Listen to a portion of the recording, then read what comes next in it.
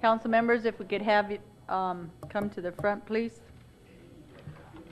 I'd like to call to order the special council meeting of Wednesday, September 3rd to order. Jackie, if we could have roll call, please.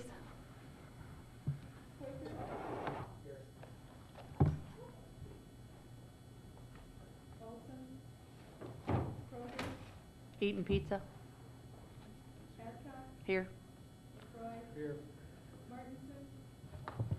Patty. She's here.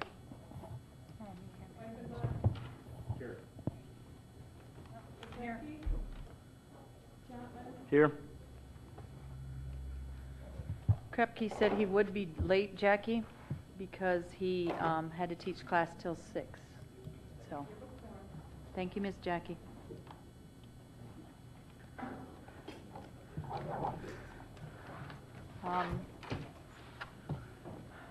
The last meeting, council members, we did go and we had made a motion to take the CPI. We do have a list in front of you. These are the papers of what we had put on that list the last time we had a budget meeting. There is the unfunded list behind that of anything that if you missed or we're going to add to the list. At this point, I would take suggestions of how we'd like to proceed at this point, if we'd like to go through the list or add more stuff to the list and then go through the list. At this point, any suggestions, council members, for what we'd like to do? Ron Weifenbach? I'd like to remove the porta potties. Okay, hold on a sec. Ron, just a suggestion of how we should do the procedure tonight. Thank you.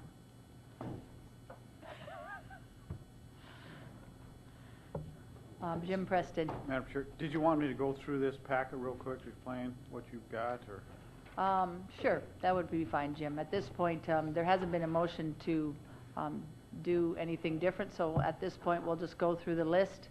And like we did last time, if that's okay, council members will vote on that list to take it off, leave it on, and the funding source. So, Mayor, do you have a copy of this packet here?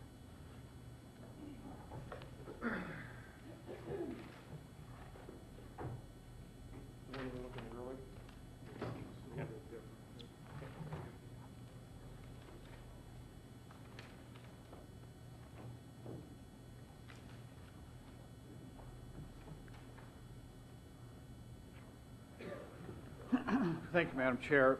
This first page that you've got in your packet, it's one at your last budget workshop that you asked be prepared for you to work from. Just real brief explanation. Up on the left-hand side, you see CPI, Consumer Price Index. That's at $337,344. And that first column, it shows either reductions in the mayor's budgets or additional revenue sources. And under the mayor and council travel, for example, you reduce that by $20,000, so that shows up as a plus. $3,000 for the fingerprint technician, and then Destination Rapid City, my understanding, there was a direction to remove $72,000 from that last go around. So you'd have a total $432,344 to work with.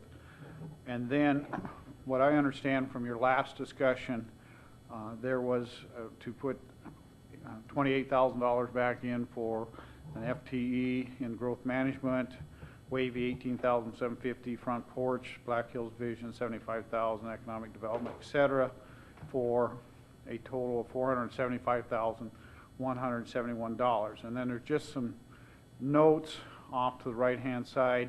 Probably the most notable one is where it says the CAO copier. That's the city attorney office. Jason has already purchased that in 2008, so that would be one that would be fairly easy to take off that expenditure column because that's being purchased right now.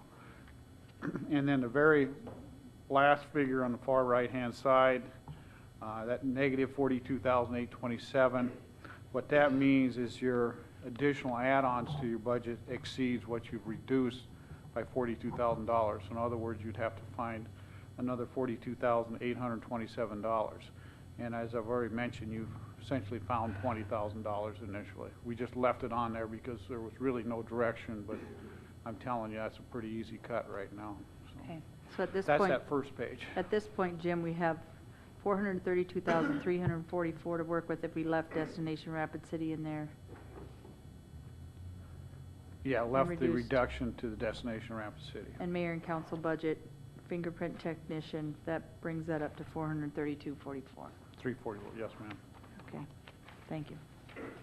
If there's anything, I don't think we need to go through the unfunded list. People have the list, Jim, if they need to add to it. At the this sec- point, excuse go me. ahead. Second page was just the FTE that you'd asked. The only thing I'd want to point out there is about halfway down, under Culture and Recreation, it says 913 Civic Center. We added the FTEs to the Civic Center. There are 4 additional FTEs in '08, so they are being reflected in '09, and that was by council action. I believe you took action on the last one last night Okay. on that. So that's the 3625. There's asterisk there. We essentially, what we have not done to the budget is we put the FTEs in there, but we've not put the dollar amounts in there. But that is non-general fund. That would be coming out of the Civic Center budget. And then as Ms. Hadcock already pointed out, we have the priority list or the unfunded list. And essentially that's what the department directors had compiled, a priority list, and then attached to that is all the reductions or adjustments that were made to get to the, from the department directors to get to the mayor's budget proposal. And so Thank that, ma'am, is a quick explanation, unless somebody has some questions on these specific sheets. So, anybody have any questions for Jim Preston at this time, council? Ron Kroger. Say, Jim, on the copier, I think our original discussion was that was going to come out of, or the city attorney was going to ask for that out of council contingency. Isn't that the discussion we had, Jason? I guess my question is, where's that money coming from? For Jason Green, please. Jason's got his hand Thank you, raised. Madam Chair. I believe I can cover that out of this year's budget. If something happens and I'm unable to do that, I may come back to the council and ask for a supplemental appropriation, but I don't believe that's going to be necessary. Okay. And then, if I may, on the unfunded list, didn't department heads last year get together and kind of prioritize what they believe were the biggest need when it comes to FTEs and that type of stuff? If I could, Madam Chair. Jim Preston. Yes, we did last year, and also this year with the mayor, and we did prioritize or at least make this list, and then I believe from that list, then the mayor presented his priorities to the council. Okay, so Jim, then on the list that we have here, the priority list for 2009, when it comes to FTE requests, the police department, it was basically decided between department heads that that was the greatest need. Is that what I'm hearing? No, not at that. Maybe the mayor may want to address this, but I can tell you that there was about 4 of those items. One was the maintenance supervisor for parks was a priority, which is like the second one there. The police officers were a priority, and if I could, may I have the mayor, because Mayor Hanks. Question, excuse me, this question was as far as priorities on FTEs or overall? Did you want to talk about FTEs first? Well, when I'm looking at this priority list, I thought last year it was kind of prioritized by the department. We did have that, and that was actually presented to you. This was actually the list that the council put together as part of the working process. That's why it's quite a bit longer. Where would my list be Well, let's see. in my pile here? But there is one. Hang on. Okay. You Find got it? the Malcolm mayor's? gave it to me. That's all I have right now, thank you. Thank you, Ron. So at this time, council, we're going to, if I'm correct, go through each one of these. The numbers will change at the bottom, depending on, and we'll vote on each one.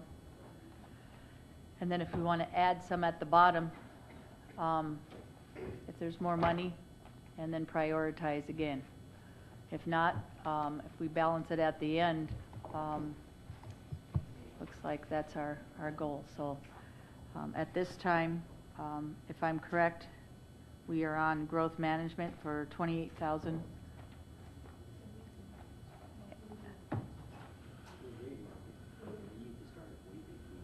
We already did growth management, mayor and council travel.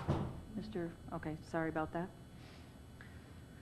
So at this time, we are at Wavy at $18,750.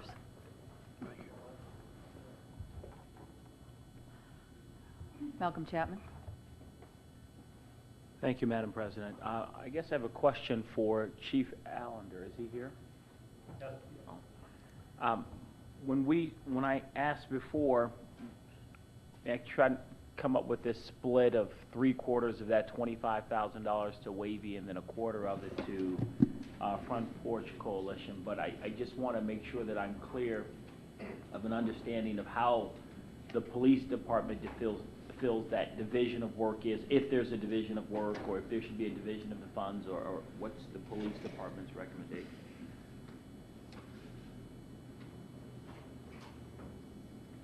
Well, based on the number of services provided, the frequency of services provided, if we're talking about this $25,000, it seems the split is a little lopsided, where, and I'm not saying anything bad about Front Porch, they're a great organization. We receive services from Wavy every day, 365 days. And so my general feeling is that the split's a little at 75-25 might be a little too much in favor of Front Porch at this point.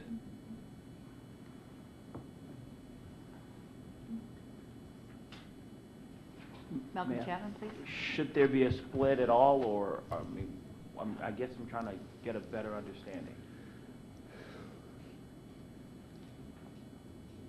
Well, good question. Good question. I was hoping not to be put on the spot tonight. With all the discussion that's occurred up to this point about the $25,000 and being in the Wavy, or being in the police budget designated for Wavy, and through whatever set of circumstances not paying that, at this point I feel like cutting that figure back from 25,000 to anything less is a little bit of adding insult to injury to Wavy, because the fact is the services are there and they're valuable. However, I understand Front Porch is a valuable resource as well. So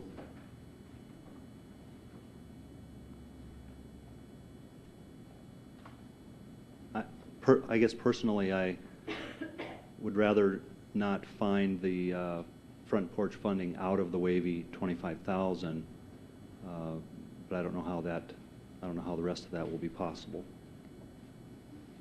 Malcolm Chapman, please.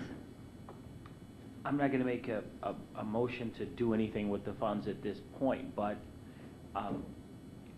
I wasn't on the council, I guess, when Wavy first came and somehow got a line item under the police department's budget. I don't know how that process occurred, but I would hope that if anyone is getting money underneath someone else's budget like this, that we wouldn't see those same organizations show up at subsidy time saying that we need more money. I mean, everybody needs more money, so I would hope that whatever organization, however that split is, if Wavy ends up getting the $25,000, then I wouldn't support whatever that subsidy committee, when they do their work, that I wouldn't support Wavy then getting money through the subsidy process. If Front Porch Coalition gets money now, I wouldn't support them getting money through the subsidy process. And I guess I'm not sure what the best division of funds are at this point, but I've heard what you said. So thank you. Thank you, Chief Allen. Thank you, Malcolm. Ms. Patty. On that very subject, I requested an evaluation of a 3% travel cut budget for all the other departments other than fire and police.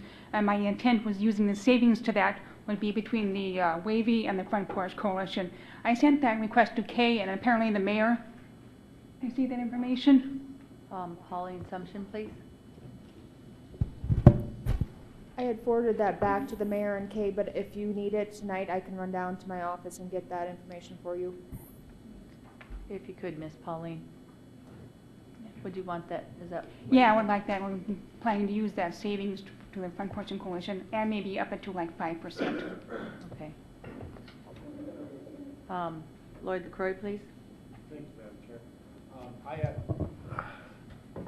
Wavy was at Legal and Finance, and I did ask him that question, Malcolm. And they hesitated to take less than 25, but they said at that point they'd take whatever is available. Was their comment. They'd prefer the 25. Ron Weifenbach, please. I think it's important to note that at one point, I believe that the Front Porch Coalition has an absolute positive place in our society. Wavy, at one point, they have an $800,000. That's how much they spend in a year. $800,000 bucks. The city of Rapid City is pitching in $25,000 as a line item. It's been there in the past. There's been some confusion on disbursement of it, but the important fact is that Wavy has provided that services to the city.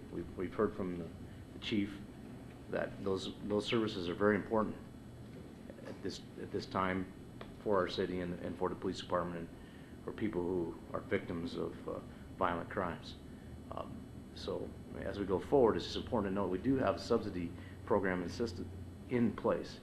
I received some emails from Front Porch, and I requested at that time that they go through the process through the subsidy process. So I think there's room for them in the subsidy process. Last year's budget, we increased that particular area of the subsidies that were available for programs such as Front Porch.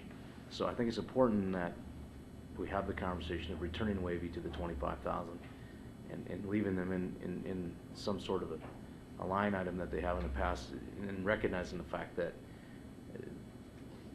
they are a huge part of victims assistance in our community. So I'll leave those thoughts with you. Thank you. Thank you. We are on Wavy at this point. Does anybody have a motion?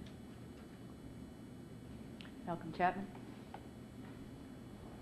Yeah, I would, I'm not sure how we're doing it, but I would recommend that we take the Wavy back to 25,000 and send the request from Front Porch to the subsidy committee, which is where I think it should have gone from the beginning. But I'm looking at 2008 subsidy. Wavy was in the subsidy budget last year for $6,000. And my recommendation is that they don't go to the subsidy.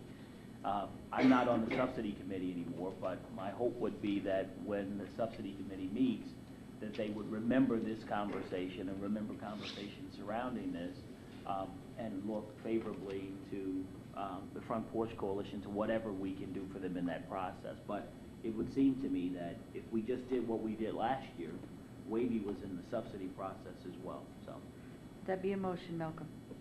rather long, but yes. So take 25,000, give it to Wavy, and have Front Porch Coalition go to the subsidy committee.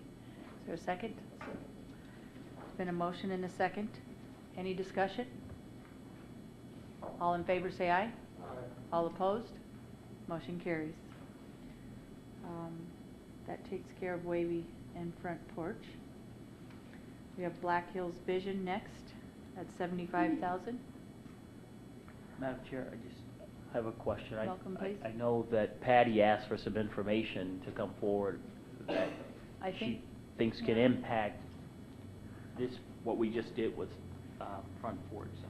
at this point, and I was thinking about that, Malcolm, we could put her at the bottom of this, and if she wants to fund that through that, and do it differently than what we did, I thought we could still do that.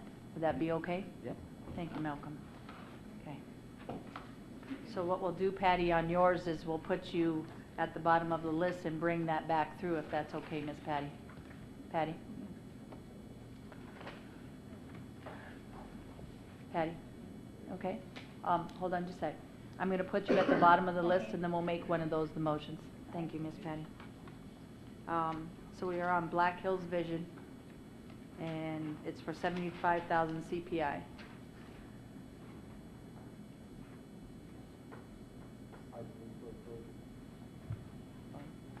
Craig, please. I'd move to approve Black Hills Vision at 75,000. Through CPI, Mr. Yeah, through CPI. Is there a second? Second. Malcolm Chapman? Just a point of clarification, when we added the CPI to the budget, it just became part of the budget. So I think it's a little confusing and not accurate when we say we're taking it from CPI. We're not, because all of that money is just over the budget now. So we'll just do it from the total on the bottom? well, it's just coming out of the funds, I think. Okay. So, can I ask a question, Pauline? Is it easier just to work from the bottom number and take it as, not from CPI or a certain number, just from the bottom line? Yeah, it doesn't matter as far as funding source. Okay, I appreciate that. Thank you for the suggestion, Malcolm, and I appreciate that. That makes sense. So at this point, there's been a motion to take the 75,000 out of, or put it in the budget, I'm sorry, and there has been a second. Any discussion? Ron? I'd just like to make it in the record that this is a fulfillment of a pledge for a 5-year period, which ends in 2009. Yes, sir. So I just want that to go on the record, because as I've been sitting here for a year, I've seen people come back and say, well, asking for more money, and at some point the council had said, you're being cut off at this point, and then all of a sudden they continue to come back, and I just want to make sure that it's clearly stated that this is a one-time. I don't know if that has to go into the budget differently or what, so, thanks. Thank you, Ron. Any other discussion? All in favor say aye. Aye. All opposed? Motion carries. The next one is for 50,000 for economic development. Do we have a motion? I'll move to approve. Any discussion? All in favor say aye. All opposed? Motion carries. Fingerprint technician for 3,000. It was in the mayor's budget. We took it out. Do you remember who made the motion? Is there a motion to leave it in, put it out, take it out?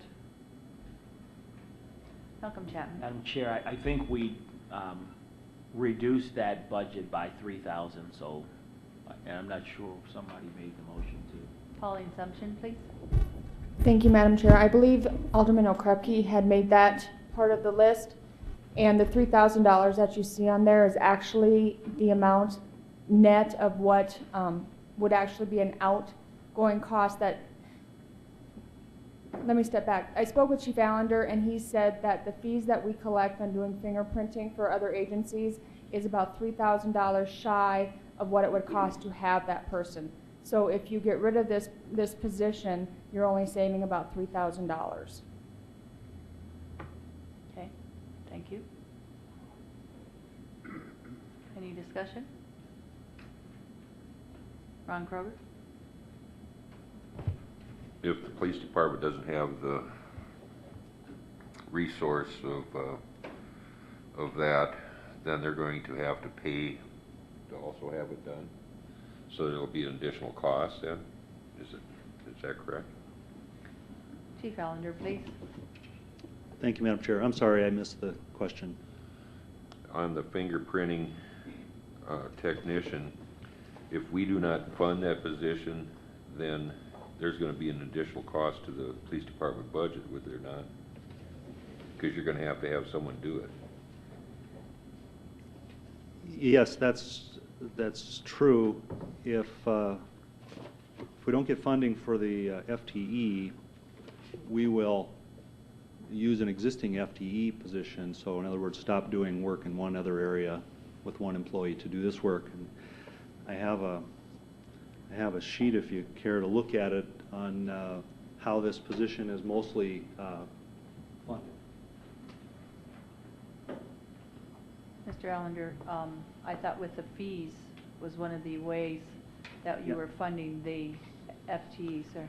Absolutely. On the handout here, we have the projection for 2009, the fingerprinting income of $18,000, not taking into consideration licensing.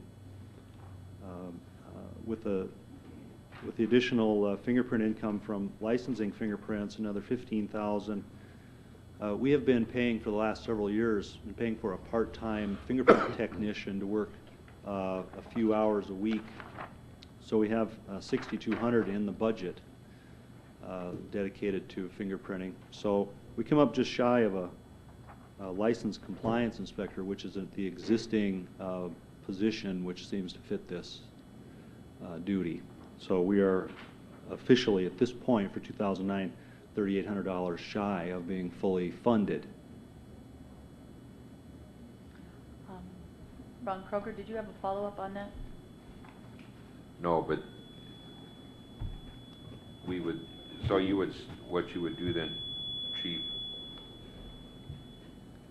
what you would do then is have someone else from the department put their other duties aside to do the fingerprinting. No, in this case, if we receive the funding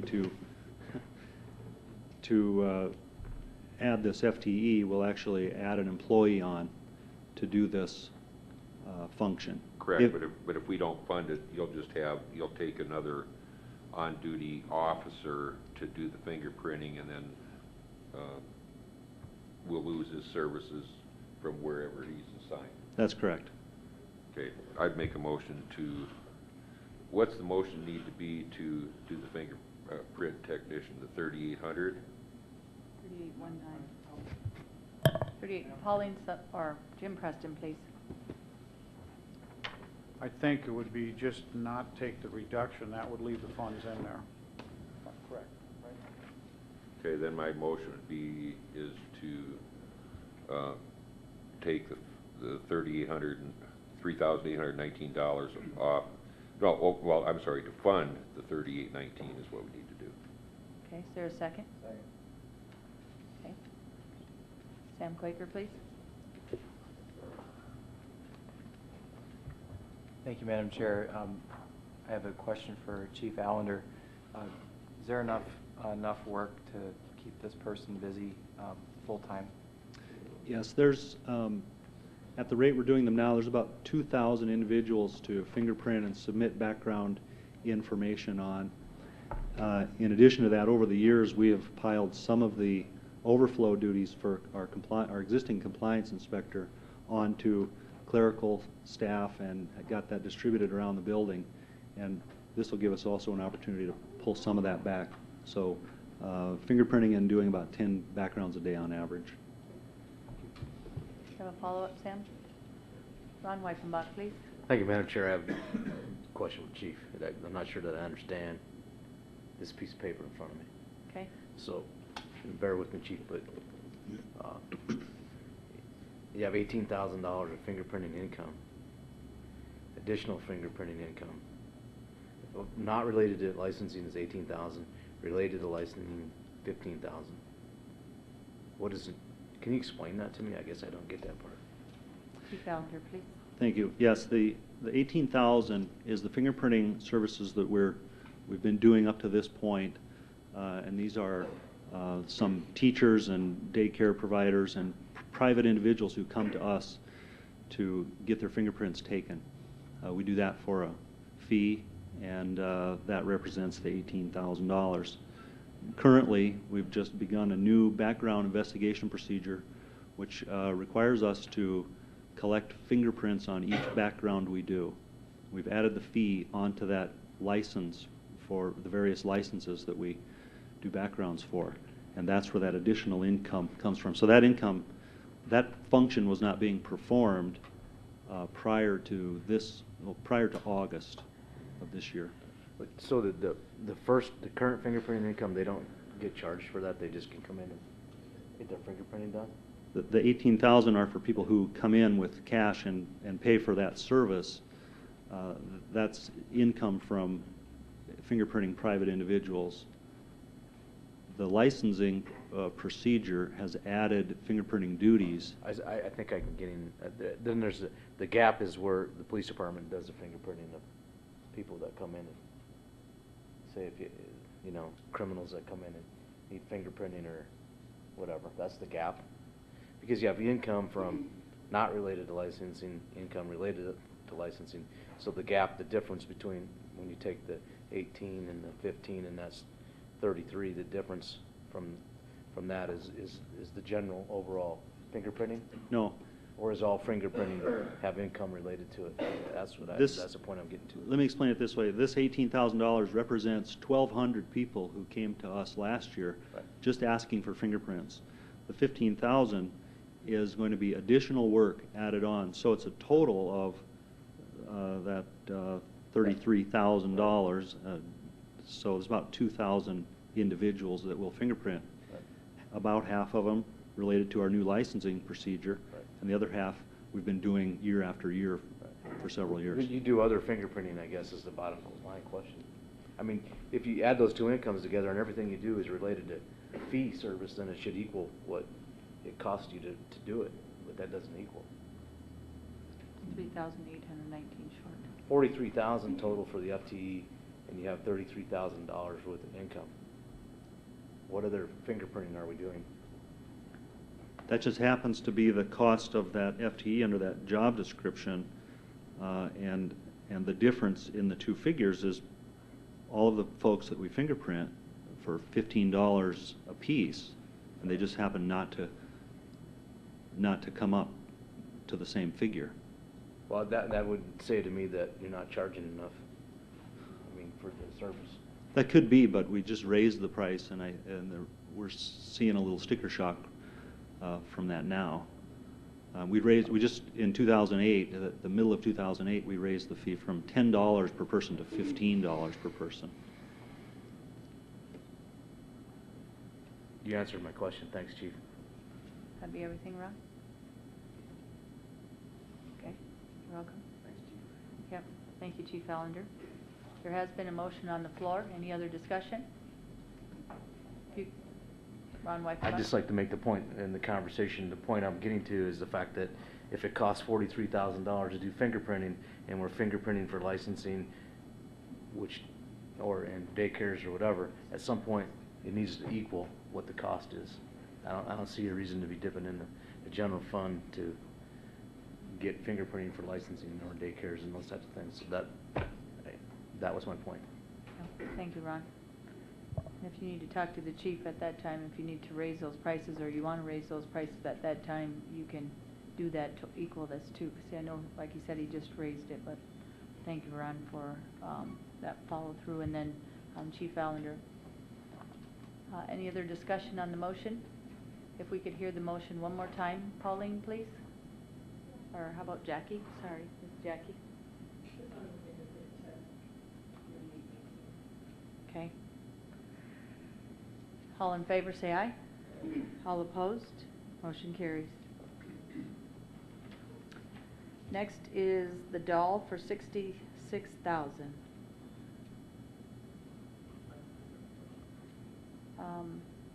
Lloyd DeCroy, please. Thank you, Madam Chair. I guess I'd ask Mr. Preston. My understanding, 20,000 before a scheduling software, if I'm right, and the remainder of that was that the cut in utilities and maintenance? Is that what that was? And so if that's the case, utilities and maintenance are already paid through the city, aren't they? So, if that's the case, I see the mayor wants to speak, so I'll hold my peace. Or just I do have a motion afterwards. Okay. Thank you. I thought it'd be very important to actually go back and explain this and that is if you look at page 159 in your budget book. Because on the surface, if you look at it, it looks like there's about a 3% reduction in what I proposed in the budget. It's a little bit misleading, and once everybody turns there, the reason for that, the very top line is general and auto liability. We made an adjustment for some reason. 2008 it was way out of whack, so it looks like there's $11,000 cut there. And if you actually add that $11,000 in, it's actually an increase in their budget. Compared to what they got the year before, about take it about $188,000. When I went through this budget, first let me say I've always been a big supporter of the doll. The one thing I think I should point out is what a lot of the additional request is for is in line 4220, which is professional services. And the city has always basically provided some professional services to help maintain the facility. But what they're asking for is a increase. If you look at the 2007, the dollar amount was $9,400.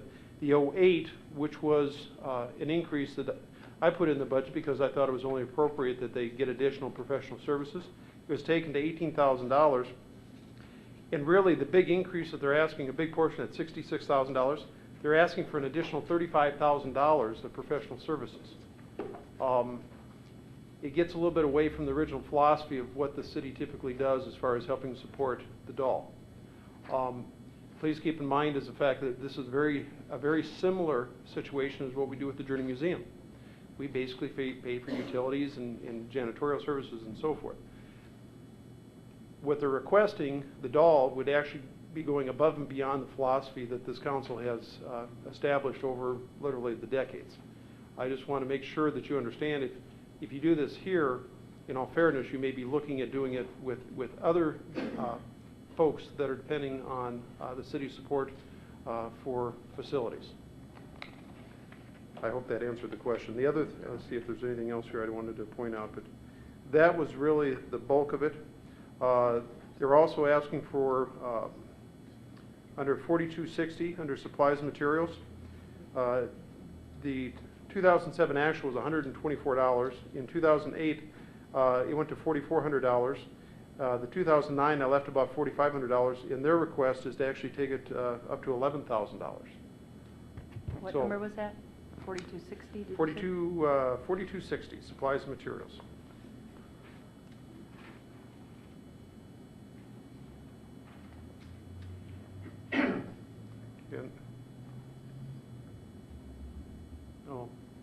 Well, and I can't, and Mr. Preston brings out a good point. I just want to make sure the council understands the commitment to the doll that we have. But looking back, starting in 2007, the actual amount, and keep in mind, the actual is not the same as what was budgeted because the agreement we had with the doll was to basically pay for certain things, utilities, upkeep and so forth. The actual amount that they spent in 2007 was $109,000. In 08, the approved budget, because of their expansion, went to $183,000, and the 09 was $177,000, but if you add that $11,000 back in for that liability insurance, I was actually proposing an increase of about $6,000. So in 07 it was $109,000. What they're asking for in the request is go from, in 07, an actual of $110,000 to $250,000 in 09. I just want to make sure you understand the amount of increase that is.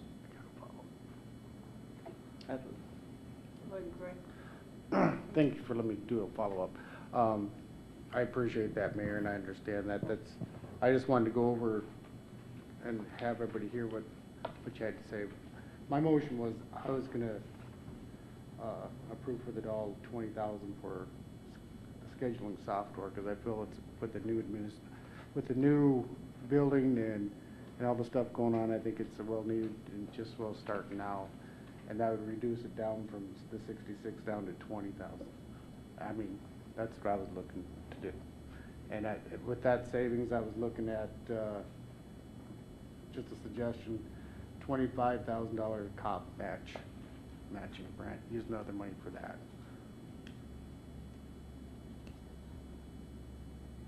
Is there a second? sorry, I'm not sure, what, I don't know what. The motion was to give the doll $20,000 for scheduling software, and to use the other $25,000 for a matching grant for the policemen. Hold on just a sec. Sam Quaker, please. I'm sorry, was there a second? There was a second, right? Was there a second to Lloyd's motion? I'll second it for discussion, Jackie. Sam Quaker first, please. Malcolm Chapman. Just a recommendation, I think it gets a little crowded when we try to do a couple of things. I mean, when we try to say, let's take 25,000, or let's take this to 25, and then we're gonna do this. I mean, I might like the first part, but I might not like the second part. Okay. I mean, So it's just a recommendation in terms of form. I mean, let's deal with one. If it's to take the doll to 20,000, then let's do that. If you want to then put money somewhere That's else, true. then let's do that, because, you know, someone might like one half and not the other, and then not vote for it, so. That's what I heard. Thank you, Chapman. That's a good suggestion. You're helping us out tonight. We appreciate that. So the motion would be on the floor to give the doll, instead of $66,000, we will give them $20,000 for their scheduling software. And I'll second that for discussion. There was Sam, Malcolm, and then Ron. Was that you that was next? Maybe. Okay. No? Okay. All in favor say aye. No, I thought you said Sam and then Malcolm, yeah. I'm sorry, I thought you talked, and Sam yielded because he was... He didn't get to finish his. Okay, Malcolm Chapman. Just from the first budget work session, I had that the doll wanted 20,000 for access cards or access something, and not scheduling software. Maybe I wrote something down wrong. Access cards. And then I'd like to just kind of ask questions about this $35,000 for professional services. What is that? I mean, the mayor says it's $35,000, but I mean, professional services to do what? I mean, if the $35,000 is in conjunction with the expansion of the building, then maybe that's a legitimate fee that's going to have to be found somewhere. So Malcolm, are you asking the mayor, or do you know what the doll wants? I'm asking maybe Darla. I mean, what the $35,000 is for, or. Well, we'll talk about it, but I'm not Linda. Okay. So I'm really not sure what that professional services is for. That was not what I was directed to do. Okay. We're going to talk about, you know, maintenance and utilities, and that the $20,000 was actually for security.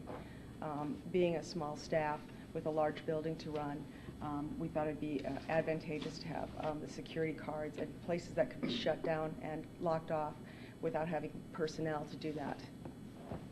That's what we're Malcolm requesting. Chapman, please. So the 20,000 that we're talking about putting into the budget is for security, for access For cards? the building. Not For- scheduling software? Not scheduling Okay. software at this point. It was at one point, Lloyd, so you weren't wrong about that. But now we think that it'd be better used for security purposes. And it's a city building. We want it to be secure. It's downtown, you know, it needs to be locked up, and we have a small staff. It's a large area to police, so we don't want to hire a bunch of staff to close it down, so we can actually do this from different points. So Lloyd, your motion was for the $20,000 for access cards, am I correct? Yes. Okay. Just another. Malcolm Chapman, please.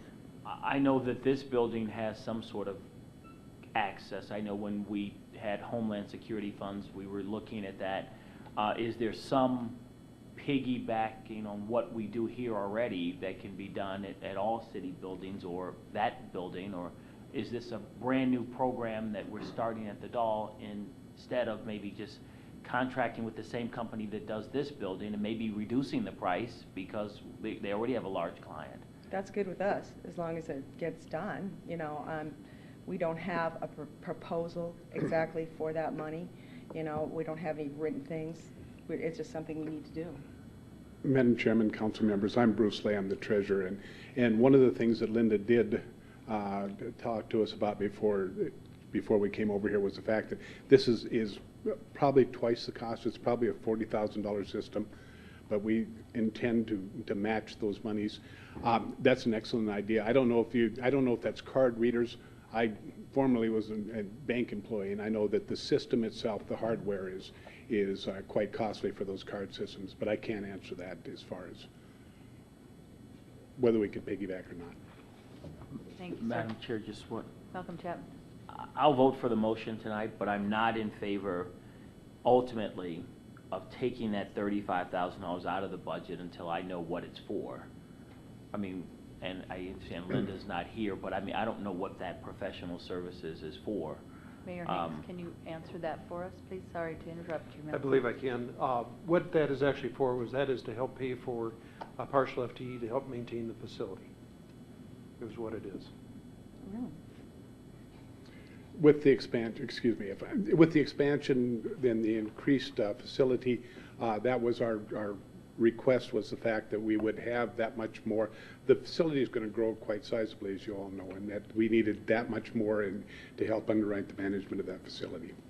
And Madam Mayor Chair, Hanks, please. just so you know, if you look at the line item, back in 2007, in the budget was $9,500. And in 2008, I did take that into account when we put that budget together as far as the additional square footage. Linda Anderson and I actually went through this, and what we determined was there's about double the square footage. That's why you see literally a doubling of that dollar amount. So that was taken into consideration in the 08 budget. Malcolm, did you have a follow-up, or Sam Quaker, please? Thank you, Madam Chair, and I wanted to add to what the mayor said. It was my understanding that the expansion component for the doll was included in the 2008 budget. And then I guess I'd like some clarification on that, but I'm almost sure I remember hearing last year that the reason it was going from 109 to 183 was because of the expansion. And I didn't realize last year that the request for this year would be to go up an additional similar amount. So I guess I'm a little bit concerned about that. I'm a strong supporter of the doll. At the same time, we have other bills to pay as well. So I would like to have some additional information on that. Okay, thank you.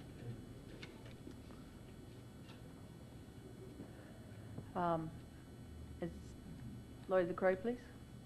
Thank you, Madam Chair. I have faith that they'll cover their maintenance costs with the new expansion. I mean, I think it's going to be difficult, but once you get rolling on it, but I do think the access cards are important for them because, as they say, there's going to be lots of things going on, and they don't want people to access certain areas at different times that things are going on. So I think that'd be a very important thing for them to start out with, and I think it's going to be vitally important for them. And I do believe we do have access cards like the growth management in different parts of the area, but I do think they need to have it to get started with. Thank you, Lloyd. Malcolm Chapman, please. Just one other question. I mean, it's really in line with the same thing about the key cards and bulk purchasing, or at least putting that idea out there to try to contract that way. And I'm looking at janitorial services, and I know that they go up and that sort of thing. But the city then doesn't contract with one firm to say, you take care of city buildings. I mean, they would work here, they would work at all city buildings. It would seem to me that we could drive the cost down if someone knew that they were getting a larger contract. I mean, it makes no sense to me whatsoever if we're letting all of these city entities then do their own thing. That just makes no sense. Mayor Hanks, please. Thank you. It's a great question. Just a couple clarifications.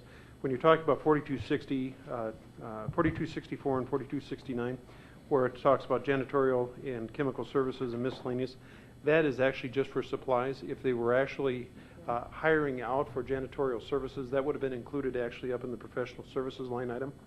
But your point is very well taken, and we've had that discussion actually internally about centralized purchasing. You know, the problem we run into is the fact that it takes an awful lot of coordination. I'm just not sure if we're there where we can actually go out and buy a truckload of toilet paper yet. So, but eventually we'll get there. Sam. No pun intended. Malcolm. Yeah. you have a follow-up, Malcolm? Thank you, sir. We do have a motion on the floor for $20,000 for the access cards. Do we have any other discussion? Okay, all in favor say aye. All opposed? Motion carries. For the copier, I don't know if we need a motion at this point for that to remove it. No? Okay.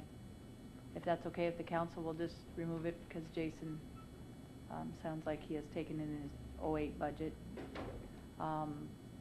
Jim Preston.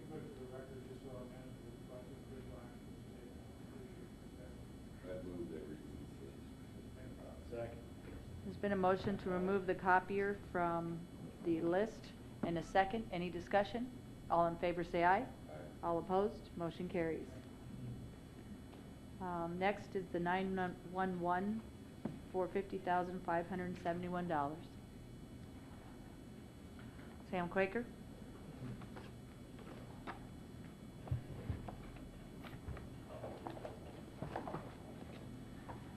Jim, if you wouldn't mind, would you brief us, or perhaps Mayor Hanks brief us on the past couple of years of increases? It's my understanding that this organization has received significant increases over the last few years, and what I'm thinking is that rather than the full 50,000, we may be justified in splitting the difference and doing a lesser amount. Sorry, Sam. Mayor Hanks, please. Thank you, Madam Chair. This was one of those things that we struggle with because, dispatch is vitally important, not only to the PD, but also the fire, the sheriff, just about everything we do, the ambulance service. But looking back at the increases, they have been basically going up double digit every single year. The only thing I have in front of me right now is the 2007 actual. It was $881,000. In '08, it was $915,000, and then in the '09 budget, Mayor Hanks, just a clarification, what page are you on, sir? 204, sorry Thank about you, that. Let me know when you catch up there.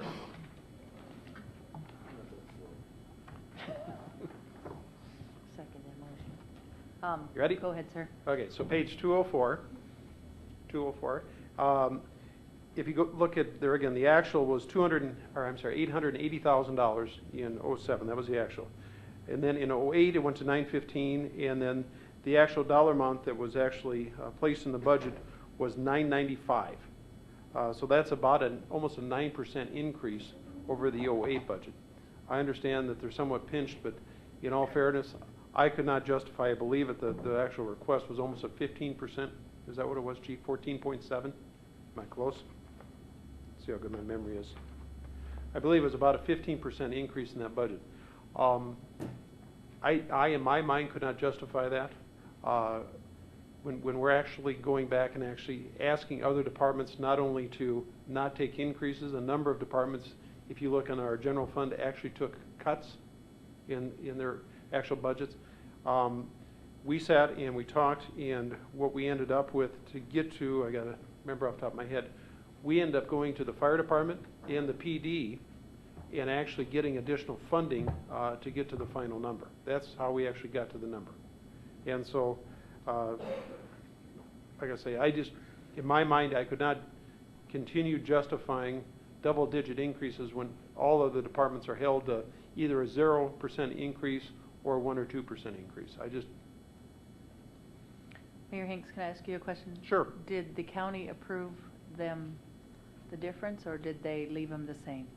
We will ask Steve, because I know the budget was actually approved yesterday by the county, and I'm not sure what the county did. To be honest, I can't answer that. I didn't check with the sheriff. Okay. Sorry. Sam Quaker, please. I think that it's important to know what action the county took before we take action on this item. And so I would like to offer I'm trying to think of the best way to do this. I don't know if there's another work session coming up. Is there? There's got to be at least one more, probably, Sam. Okay. We can move that, and then some of the stuff, if I could interrupt you just for a sec, we can move some of the stuff that we don't have the information, maybe bring sheriff back and some other questions that we can't answer tonight, if you'd like to do that, Sam. Yeah, I'd like to offer a motion to move this to the additional information list, Okay. Which has just been created in the last few seconds. And, It's okay. And gather that information at the next hearing. Thank you, Sam. Is there a That's my second, motion. please? Okay. It's been a motion to move this to the additional list, and what that will be, we'll probably have one more, and I'm positive we're going to have one more meeting just to finalize this and bring back Sheriff Holloway, if I'm correct, Sam. And just find, or not, I'm sorry, not bring back Sheriff Holloway, but get that answer, what the county did. It would be fine if he wanted to come, but I just wanted an answer on what Pennington Okay. County did. And I apologize, I kind of added that. I apologize. So, any other discussion on that? Jim Preston, please. Thank you, Madam Chair. Just for clarification, the only information you're requesting is your question as far as if the county, what did the county budget for? What level the county? Okay. Okay. And Chief, you're going to take care of that? Yep. Thank you. Thank you, Chief. Bill Krepke? Thank you. Sorry for being late. I had to work tonight. Can you just tell me exactly where we are with this 911? Well, let me just give you my inputs. Having been through some of that, What? Let me give you an update. well, I'll just leave it with this. If we don't support it, well, we should be supporting this 911. I mean, if there's only a couple things we do as a government, that's public safety. I mean, we do all this other stuff. We do the doll, we do the journey, we do all these other things. And if we don't take care of our 911, so that when somebody picks up the phone and dials 911 and all they get is a recording or an answering machine or something else, shame on us. I don't want to take that call. So I know there's a lot of things that we're trying to do with the 911 system. I know they're trying to take care of, upgrade some things. The stress level of a 911 call center is phenomenal, and I think we should support that. Jackie, could you read the motion on the floor?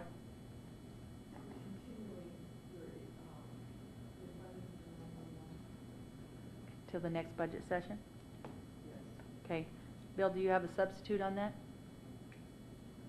No, we're gonna take that spot. Okay, just checking. I like I said, I just got here, and I didn't know where the conversations were and where they went. Okay, thank you. It's Ron and then Sam. Thank you, Madam Chair. I Amen. just wanted to give the mayor an opportunity, or out of respect to Bill, I know he was passionate about this before, and the mayor made a presentation earlier that Bill didn't get an opportunity to hear, so I guess I'll yield to the mayor. Thank you. Okay, and we are continuing this discussion. Sam Quaker, please. I think it would be helpful also at the next hearing to, if it's not too much trouble, to gather a 5-year list of the funding, and so we can see the increases year over year. It is important to point out that there is an approximate 9% increase that has been included in the budget for next year, so I don't want people to think that funding is being cut. But I think that would help with us getting enough information, additional information to make an informed decision. And Alderman Krepke, the main reason for continuing this tonight is to find out what the county's appropriation was in their newly approved budget. Thank you, Sam.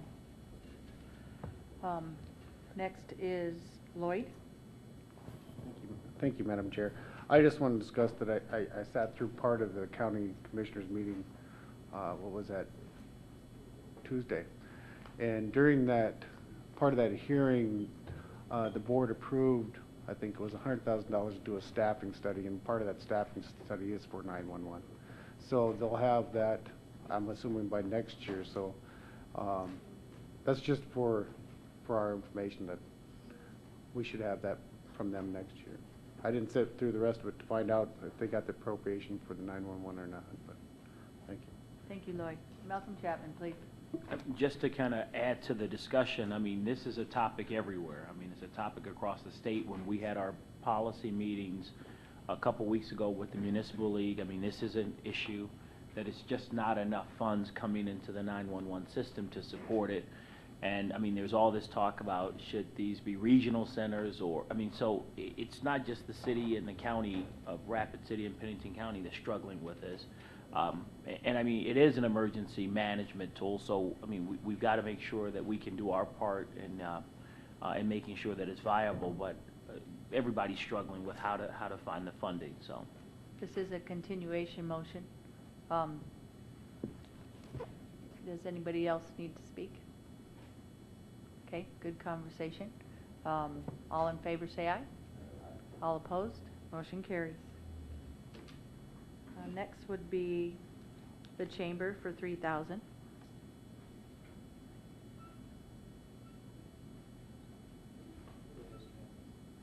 I'm sorry, Sam Quaker. Mayor Hanks. Thank you. I believe without looking, I think the dollar amount to the chamber has been the same for about the last 3 or 4 years.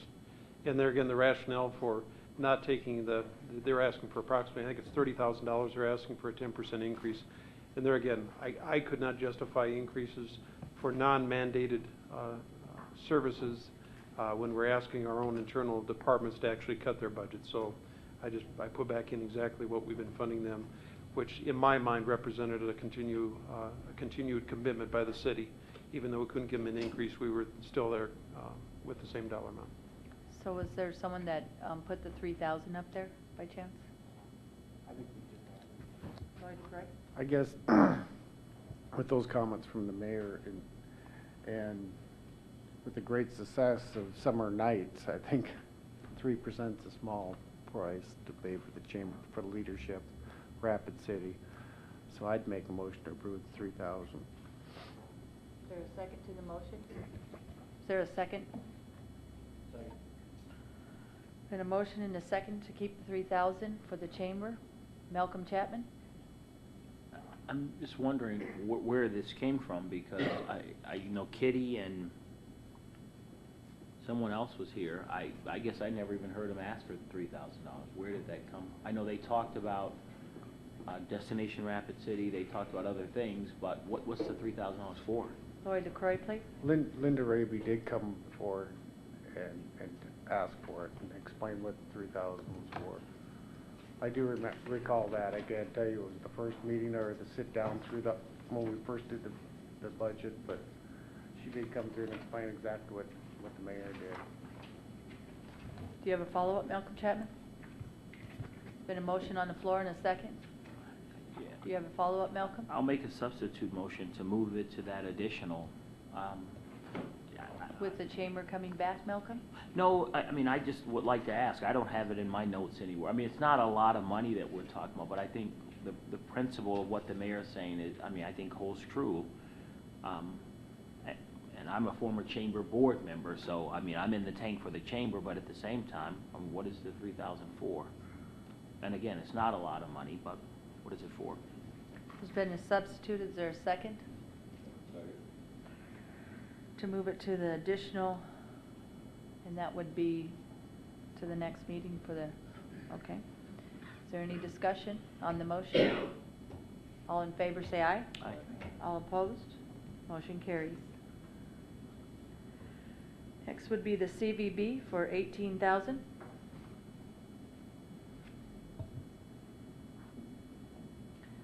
Mayor Haynes. I'll try again. There again, this is somewhat convoluted because of the fact that what we do is we actually set a dollar amount, and then based upon the receipt that we get in through the Triple B, because they get 25% of the Triple B tax, the general budget will actually supplement that. I will tell you, as big of a supporter of the CVB that I am, basically the $18,000 an increase, I think the dollar amount that I put in was the same as last year. I think that there again, in maintaining our commitment to continue those programs, I put the same dollar amount in. I could not justify giving additional money to the CVB when we're asking our own internal departments to actually either hold it a zero growth or actually even taking a cut in their overall budget. So will it sting a little bit? Yeah, but quite honestly, the $18,000, if I'm not mistaken, I don't have it in front of me, but it's about $750,000 budget is what is projected for the CVB. I will tell you, and this is, I hate to put my crystal ball in use here, but I will. This year, the triple B tax is coming in quite well. I believe it's somewhere in the neighborhood of 10% increase. If that is the case, there may be a very good chance that in the 09 budget, there may need to be virtually no general tax money used, if indeed we see a continued growth in next year in the 09 budget over the 08. And that has been my goal from day one, is to eventually get them completely out of the general fund budget.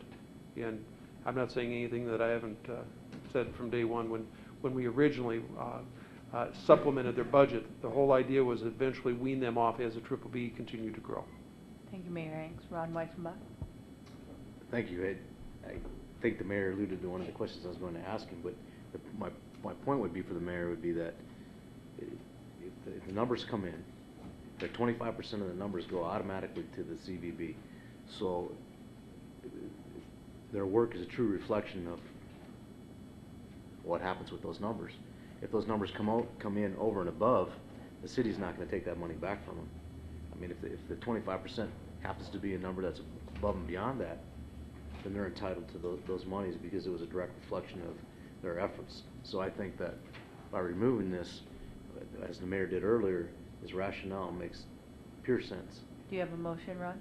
My motion would be to leave it as the mayor has proposed without the $18,000 increase. Is there a second? Been a motion and a second. Any discussion on that motion? Malcolm Chapman? Yeah, I mean, I just have to echo, and I've said this to Michelle as well, that, yeah, I'm a huge supporter of the CVB, but at the same time, I think the mayor's right on. I just have a question. The CVB is in the budget, in the general fund budget this year. What page you on? Well, I'm at 287, but that's the triple B.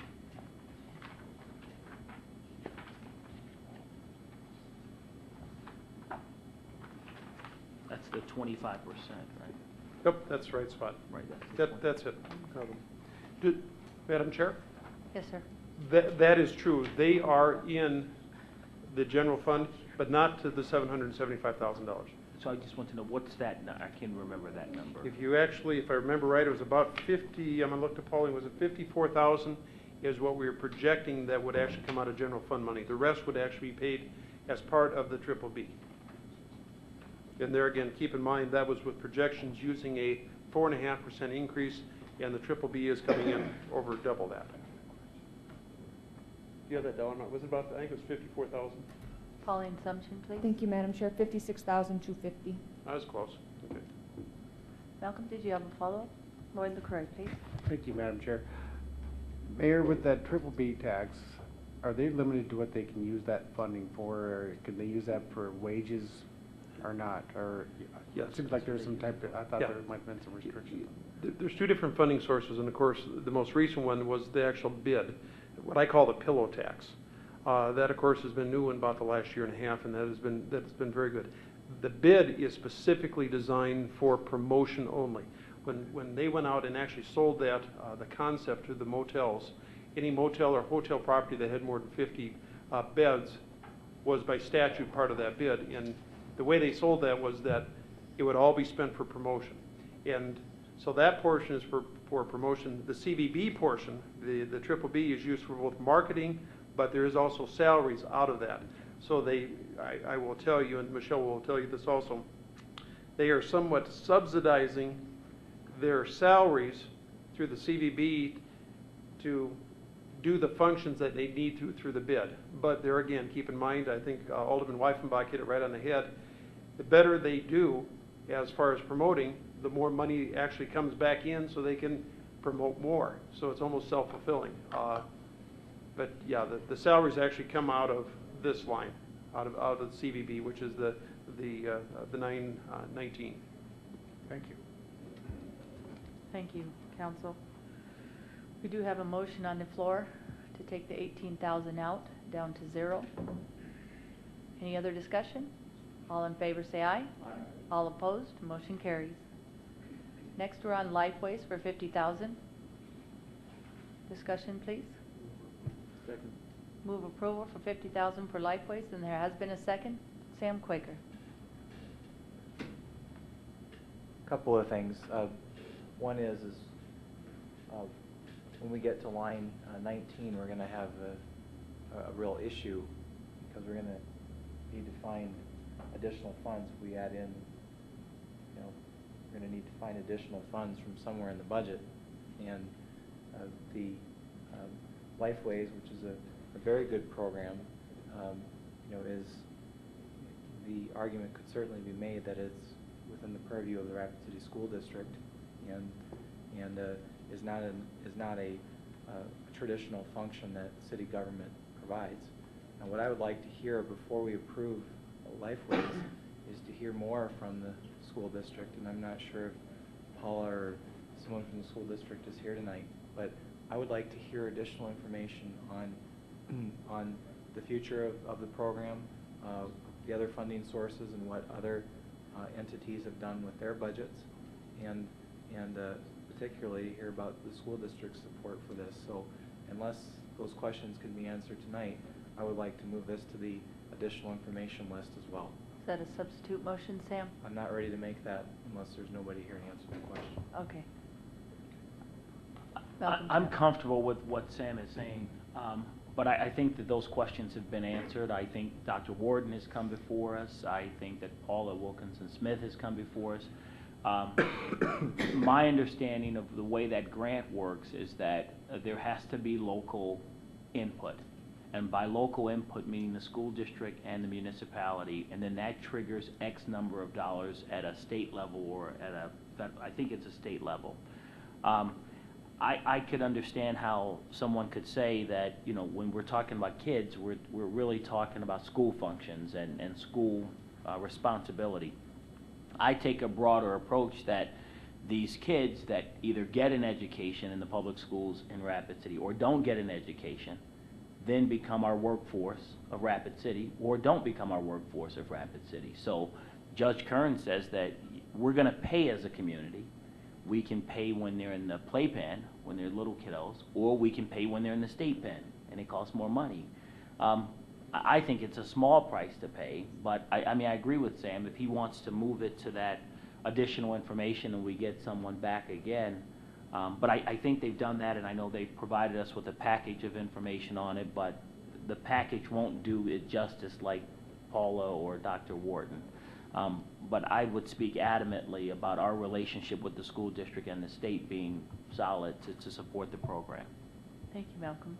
Ron Weichenbach. Thank you, Madam Chair, and thank you. I would have a tendency to agree with Alderman Quicker here. That I wouldn't mind having some more information. I remember last year just coming to the budget time, and at that point being like I was here like a month, but as the time progressed, I had opportunities, and it seems like the city of Rapid City consists of the taxpayers of Rapid City. It's their money that we're talking about, and one of my concerns is talking about public schools versus private schools, and the piece of city sales tax, 2012 money, all those types in reference to how they are apportioned to public schools, and then yet when private schools have an opportunity to interact, because I agree with you, Malcolm and Alderman Chapman, that it is about the kids. It's about the kids overall. Whether they attend a private school, a public school, is of no difference to me. It's in the whole piece of how they get treated, how they're utilizing public facilities also is of a concern to me. It seems that the city is always the first to up the ante and to pay their proportionate piece, whether it's putting tracks or bleachers in at the School of Mines, or whether it's putting librarians in the elementary schools, whether it's funding Lifeways, and I think that the conversation makes a good jump from that to Lifeways and how it's looked at as an overall picture. And I'm not sure that I've seen Superintendent Wortman here to talk about this program this year. I'm not sure if it was last year or when he was here, but I would also like to see how Lifeways filters into the private sector if the taxpayers of Rapid City who actually send their kids both to public and private schools, and how that leap is made with the private schools and Lifeways. I think I raised that question last year, but I don't know that I really got a specific answer, but it alludes itself to a lot of different issues, and how the taxpayers of Rapid City are always willing to take care of the kids and the children, and I think it has to be looked across the entire board. So if there was an opportunity to get some additional information, I would appreciate that too.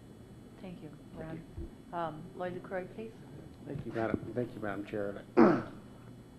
I guess I'm a little concerned here because, you know, Paula made it to every meeting waiting to be asked questions. And I remember last year Ron had the same question, and she gave us a packet, gave everybody a packet with all the information because you were new then. And you did, and they do a service to the private schools also. They're pretty stretched out all over. And the conversations I had with Wartman is that it actually alleviates some of the counselors that they have, and they do great work. I've been down to their building, talked with the workers that are in the schools. It's just it's a great program. I guess if I would have known that we were going to have questions raised, I would have asked her to be here again. But they did attend the last 4 sessions we had, and got up and spoke and explained what was going on. So I guess I'm a little concerned. Thanks. Thank you, Lloyd. There is a motion on the floor at this point from Lloyd and Malcolm to fund Lifeways for $50,000. No, he didn't make it. So at this point, is there any discussion on that motion? All in favor say aye. All opposed? Motion carries. Next is the maintenance supervisor of parks for $69,600. Patty? Yes, thank you, Madam. This is what I proposed. I believe that there is the current position now in the Urban Forestry Division that's taking over managerial duties because there's literally no one else. So they're Jerry Cole might be able to explain better than I can. But it's my understanding that this funding a separate maintenance supervisor would help this individual focus all his energies on urban forestry. Jerry Cole, please. Could you help clarify that? Thank you, Madam Chair. That's exactly right. Our urban forester is being pulled away from his duties, and has been for many years now, to supervise the maintenance operations of the Parks Field. With the addition of the Skyline Wilderness, the Chuck Lane Park, and all the tree planting that's going on, the city can no longer afford not to have somebody full-time in those duties, which he was hired for many, many years ago. Thank you. Do you have a follow-up, Patty? Do you have a motion?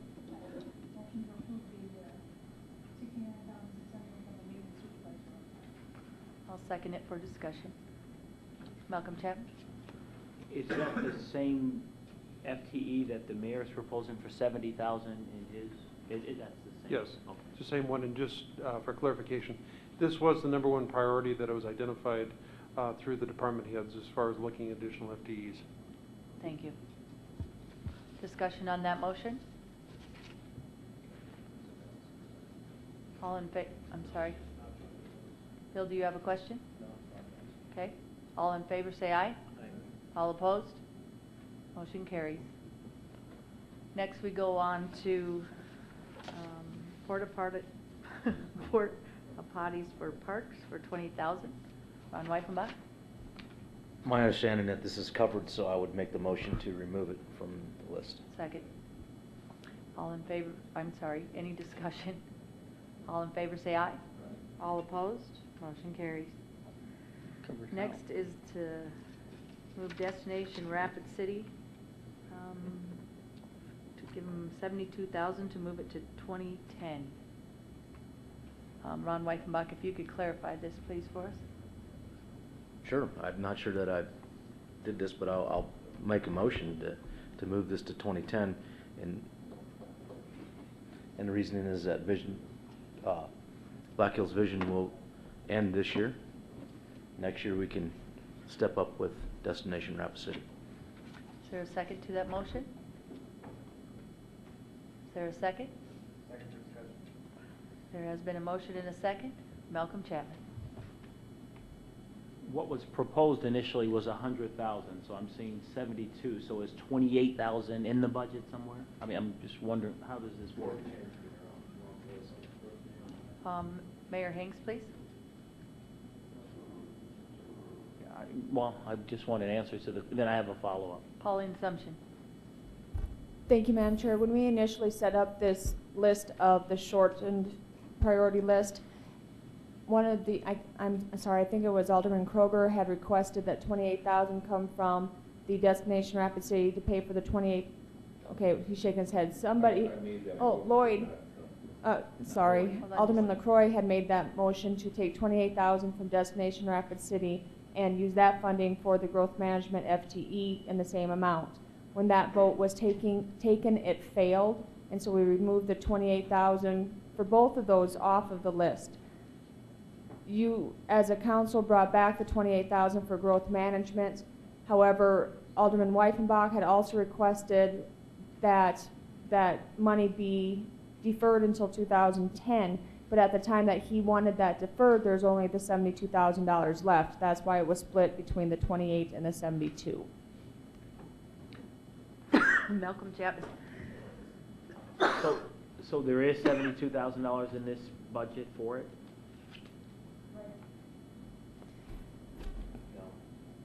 Currently, if you choose to take the $72,000 and defer it until 2010, there still will be $28,000 going to Destination Rapid City. So currently, like I said, there's $28,000 in the budget for it? Mayor Haynes. Madam Chair, there's currently $100,000 in the budget. If you reduce it by $72,000, that would still leave $28,000 in there. There you go. Okay, so When you're done, I'd like to. So I guess that's my question. So with this, if we approve this, there's $28,000 in this year's budget for Destination Rapid City. Right. Okay. I don't support taking the $72,000 and deferring it to 2010. I think that this is important. I think private citizens have stepped up downtown and that are putting their money, their businesses, their credibility on the line, and they're asking the city to be a partner. So I don't support this. In addition to, I'm not sure that this council can tie the hands of a council for 2010 to say, put something in the budget to move something further along. I don't know how we do that. I mean, we can't do that. So, I mean, that can be a recommendation, but we can't just actually move those funds to 2010. Okay. So, you know, Sam said it earlier that when we get to the bottom, there's going to need to be some adjustment. So, if this is the way this stands, I'm ready to go back to the top and find some money then. Thank you. Mayor Hanks. Thank you, Madam Chairman. You know, this was really the difficult part of putting this budget together. And let me start by saying I serve on just about every single one of these boards, whether it's Black Hills Vision, whether it's economic development, whether it is Destination Rapid City. I will tell you, if you want to ask my opinion as far as priorities, Destination Rapid City needs to be priority one if we're taking a look at the biggest bang that we're going to get for our buck. I had to take a look at, in trying to balance this budget, I needed to make it work. And I felt that it was appropriate to take a brand new program that has tremendous momentum, including $1 million donation for a matching grant straight out of the chute.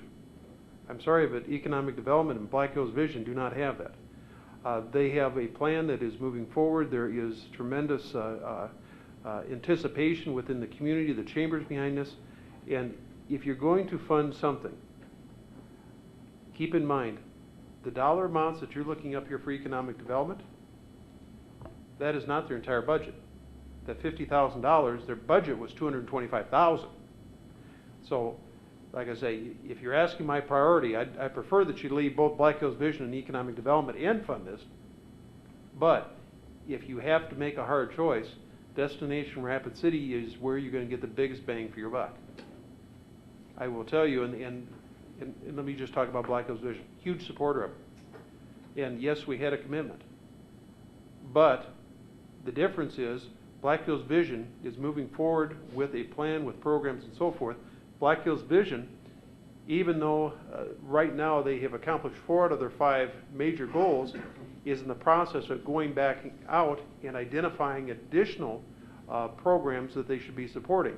So they're sort of basically at a point where they've accomplished their goals, and now they need to go back out, and yet we're going to fund them at $75,000, and Destination Rapid City, which has this tremendous momentum, including $1 million grant, and that's straight out of the chute.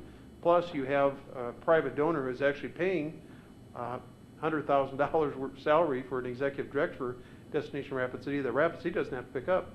Keep in mind, this money isn't used for salaries. It is to promote our downtown. Thank you, Mayor Hanks. Ron Weifenbach? Boy, is economic development, Black Hills Vision going to be ticked at me. I feel somewhat compelled to defend organizations that have proven themselves versus an organization that just came into existence. Do I believe that Destination Rapid City may be a viable? Yes. Black Hills Vision's already proven themselves with Pledge. They did their job. Their airport mission, the Dussel mission, the Ellsworth Air Force Base mission. Economic development's been in our community for years. And if we look at the incubator and those types of things, the bang for their buck is astronomical when we talk about good jobs for the citizens of our community. These are not $10 an hour retail jobs they bring. They're $40,000, $50,000, $60,000 a year jobs. I want to caveat that, but I also want to caveat the fact that in reference to downtown, it's not like that, like Rapid City doesn't support downtown. 2012 has allocated $2.8 million to downtown for parking. We just allocated another $720,000 to parking for downtown. So I'm hoping that because of me wanting to move some of the money around to try to save the taxpayers some money, and I hope that people aren't mistakenly saying that I don't believe in this program. I do, but I don't think the opportunity is here when we to say that we're not supporting the downtown with $3.5 million in funds, and to say that Black Hills Vision and economic development haven't proven themselves, to me, that's beyond me. So thank you. Thank you, Ron Weifenbach. Before you say something, Malcolm, I haven't said too much. Just a question. If I wanted to make a substitute to put the $100,000 back in there, in the mayor's budget, back to where it was, can I do that? I mean, is that something at this point, or do we have to leave it at the $72,000? Let me make a point. Maybe Malcolm I can help Chapman. something. Thank you, Madam Chair. The numbers look skewed. What we're looking for is $14,000.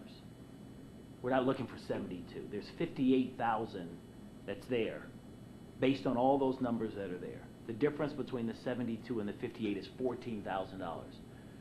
So to fully fund Destination Rapid City, we're looking at $14,000, unless my Chicago math is off.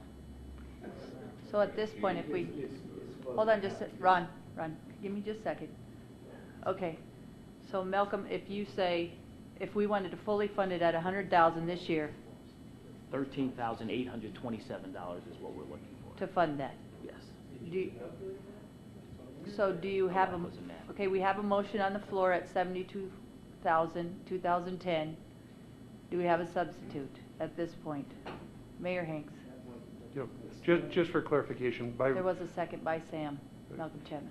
by removing the $72,000, what you're actually doing is you're funding Destination Rapid City at the amount that is in your proposed budget at $100,000. I just want to make sure everybody understands that. Say it one more time.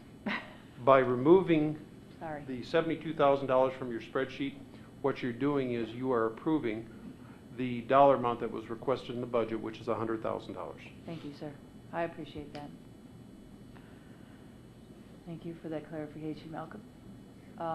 There is a motion on the floor. Jackie, could you read that motion?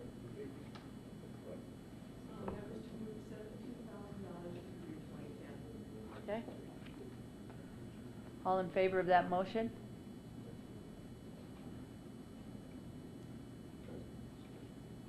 More discussion? Bill, do you have discussion? Well, I thought I understood it. Now, you're moving it from 2012, or 2010 rather, and now we're just completely. No. Forget the 2012 part. Well, that's what, that's what I heard, is moving it from 20. That's what the motion on the floor is for, take the 72,000 and give it to him in 2000. Madam Chair, can I request to remove my motion? Is that appropriate? Yes, sir. Okay with Sam. Was okay with the second? Okay. So at this, we need a motion on the floor either to remove this or... Malcolm Chapman, please. You know, I think, and I said this, and I wasn't joking about it when I said it. I mean, I think some took it that I was trying to be spiteful because of other conversations that were on the floor, but, you know, the council gets a technology allowance. I don't know what that is. I don't know, but that's probably equal to that. And I'm just throwing it out here for a recommendation. I think it's important enough that we fund this that I would recommend that the council think about forgetting that technology allowance and funding this to that $13,000 tune or whatever it is. Okay. At this point, we have a motion that has been removed, and that means, if I'm correct, that we need to make a motion to take this off, or, so do we have a motion to do that? I'll make the motion to take the 72,000 off. What's that doing is we're funding 100% of that. And then Okay. we're gonna be short, then we have to find the money. Hold on a second. Guys, raise your hands if you have something to say, please. Ron Kroger. Okay, but I mean, 9/11 and the chamber's still up there, and we want more additional information, so I would say we stop for the evening until we get additional information, because if we decide to fund 9/11 and the chamber at what's up there, then we're gonna be short. Am I not correct? Yeah. At this point, Ron, guys, we're on the motion. I understand where you're going, but we're on this motion. If we could follow this motion and discuss what we have left and if we need to move on, Ron, I appreciate that. Let's remove this motion and then go from there where we need to go, please, sir, if that's okay. I don't know if I got a second on that. Okay. To remove the 72,000 to be paid in 2010. Am I correct? No, to remove the 72,000, which in natural funds restoration went out on 100%. Okay. Which takes it out from 2010. Yeah, once she takes that out. Did you get that, Jackie? Okay, and there was a second? Is there discussion on that motion? Take that out, and we'll show it for, Okay. for Ron Weifenbach? It's not has to do with the motion. Okay, that's okay. Bill Grebke? Thank you. So it's this $100,000 is removed from the CPI portion of it, correct? Mayor Hinks, if you could explain it to him. What you have up there in the red is actually a proposal to remove $72,000 from the proposed budget. Okay? The motion on the floor, as I understand it, would to actually be to remove the $72,000 from your spreadsheet, which would fund the Destination Rapid City as proposed at $100,000. It would basically leave it as is. So the motion would leave Destination Rapid City as in the proposed budget at $100,000. And so, if I may, Yes, sir. so if that goes, so that's going to move over to the one slot to the right there. No. Could you show us that on the paper if it's Just, removed? no, Pauline, pull it down, there. By removing that, what you have right now is you're within $14,000 of balancing your budget. Yeah. Okay, now that includes, now keep in mind, that does include, you still have money in there for the chamber, and you still have money in there for 9/11. Fully funded, per the request. Now, if you don't fully fund it, you will eliminate your red. In other words, you will have a balanced budget. Thank you, Mayor Hanks. Any other discussion?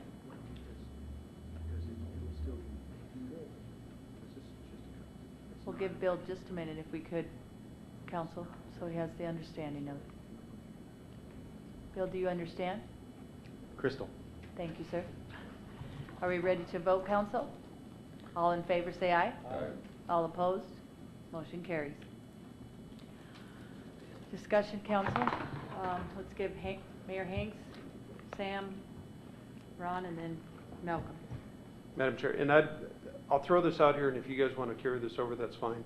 But if you're looking for, there's two things I think that'd be important that we look at, and that's in the police budget, and that was actually in the request of the unfunded.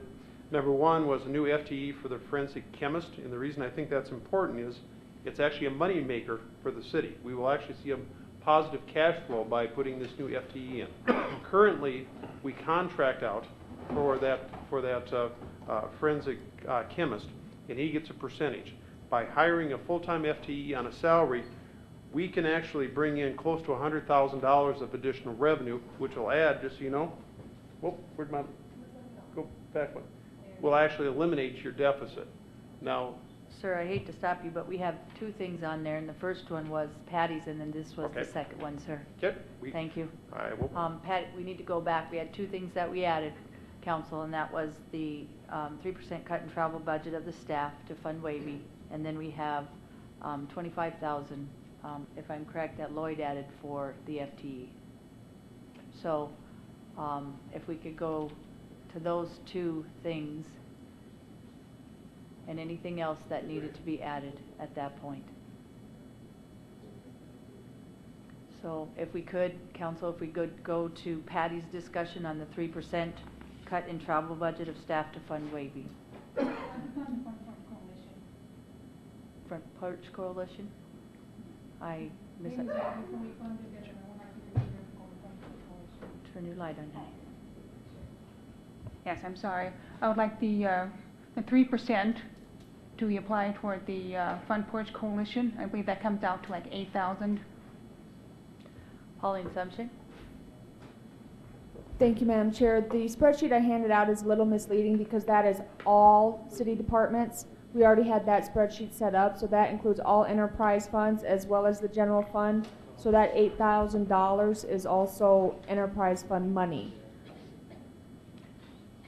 So that's not the dollar amount that would be 100% available for funding Front Porch. Okay. Patty, did you have discussion? Or I think the mayor has something, if that's okay. Mayor Hanks? Yeah. Just, you know, and I went back and I actually looked at and I did a very rough calculation. I mean, but about half of the travel budget that you save, about the $8,000, half of it actually comes from enterprise funds. It would not be available for use in the general fund. So there'd be about $4,000 if you wish to do that. There again, my recommendation is that I will tell you, I went through and absolutely slashed the travel on the general budget side, if you actually look. The reason there's actually an increase in the travel budget is because of the enterprise funds, and specifically because of the Civic Center. They have to send a number of folks out for specialized training for ICE and other things over there, and that funding would not be available to use in the general fund budget. So just please keep that in mind. The general fund travel budgets were pretty much slashed. I think overall it was about a 15 or 20% decrease for your general fund travel. So, Ms. Patty, do you have a follow-up? That's basically what I was asking for the 3% because I felt that 3% for each individual item wouldn't be that much. It's like a couple $100, you know, relative to the budget of each department, so it would have minimal impact. And with the travel request, isn't really an even number anyway, so. So the total amount that she's asking is a 3% cut in the travel budget, and it would be a total of 4,000, what? About 4,000 roughly? Do we have a second on that motion? Second for discussion. Okay, we have a second for discussion. Malcolm Chapman. I understand where Patty's trying to get, and I appreciate that, and I support it, but not in principle, because before I was on the council, I think the council was bombarded by nonprofits coming to the council saying, you know, we're an important entity in town, we do great work, and they do. But that's why we move those things to the subsidy committee, so that the subsidy committee could have that discussion and then kind of dole out those funds. I think by doing something like this, what we're doing is encouraging the nonprofits to come back to the city council again.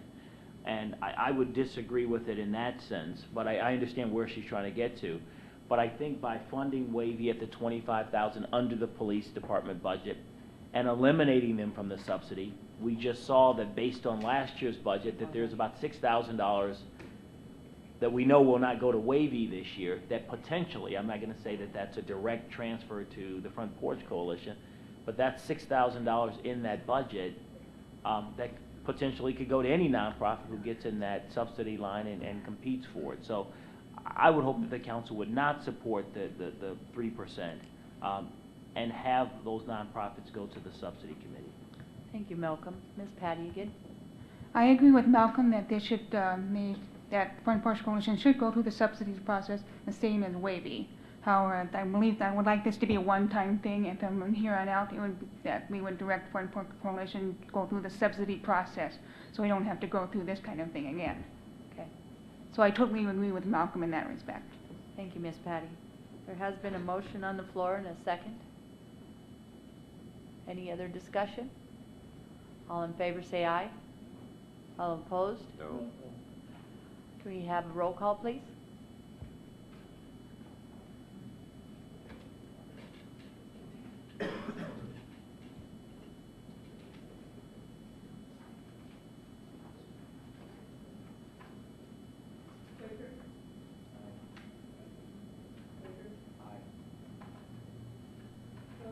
No.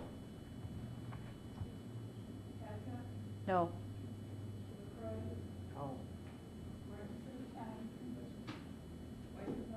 No.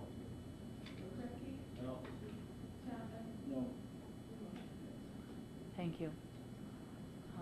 That motion fails, so we're on to the police grant for the FTEs for $25,000. Mayor Hanks. Thank you, Madam Chair. Just so you know, we've done these COP grants before, and it's actually a pretty good deal. The feds pick up 75% of the salaries for the first year, 50% for the second year, and 25% for the third year. It really helps us basically put additional patrol officers on the streets that we really need. The dollar amount is $25,000, and that'd be for the 2009 budget.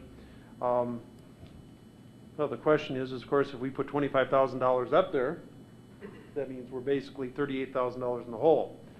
So following through on something I always tell people, and that is, don't bring me a problem, bring me the solution. And so the solution to that, and that is to add the additional FTE for the forensic chemist. Currently, we contract that out under professional services. He works on a percentage, and by actually creating a full-time FTE, we'll have a positive cash flow into the general fund of $97,000. So not only can we basically take an additional $100,000 in revenue, that would give us the $25,000 to actually fund these two positions through the COPS grant and basically balance your budget. I apologize. Is there a motion on the floor for the police grant FTE for $25,000? Just, may I make a recommendation? Mayor Hanks? Let me make a recommendation just so everybody can see exactly what it does. Pauline, can you add a new line item and basically put a revenue source in of $97,874? Okay, there you go. Yeah, if you want to hand that up.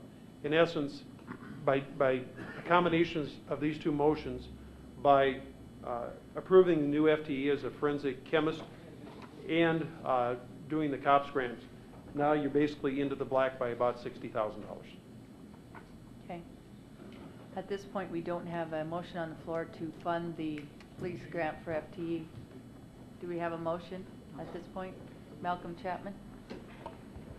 Mayor, I'm just wondering, the 97,874, that's based on what? I mean, so much work that that person's going to... Chief, can you hand the sheet up that you gave me? Okay, it's coming around. This basically gives you, if you look, the The 2007 income for blood alcohol analysis was about $158,000. Then you have overtime income. The projected is 160. There again, less services. Basically, if you look at the bottom, it'll actually show you how you come up with the $97,000. Bill Krapke, please. Thank you very much. So the way I'm looking at this chart here, right now we could fund all those and still be $60,000 in the black. Is that what Yes. I'm hearing? So we could do the 50,000 911, the 3,000 chamber, and do all that stuff. Move approval. So is that a motion? Yes. Is there a second to the motion for the FTE? All of them? Does the motion include the chemist and the You said everything. Everything. Prove the whole thing. Approve, right now, Bill, we're approving the 25,000. Plus the FTE, because that's how the income comes in. Yeah, the chemist. With the FTE. Is that your motion, Bill, or do you have a different, because at this point right now, we're at the police. Well, my motion was to approve the whole budget the way it's set right now. Okay, at this point, sir, we are on the police grant FTE. Nice try, though. Thanks, Bill Krepke. Malcolm Chapman, I just have to state the obvious. I do. is this on the Eh. motion? Of course it is. Thank you, sir.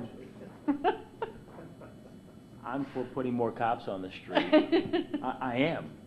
But what I just heard the mayor say, that this kind of generates money. So my question is, why wasn't this in the budget then, if it generates money? And in essence, we could do this without doing the $25,000 for the cops. I mean, we could do that. I mean, they don't have to be tethered together somehow. Okay. I mean, we could do the one and have $70,000. So, Mayor Hanks.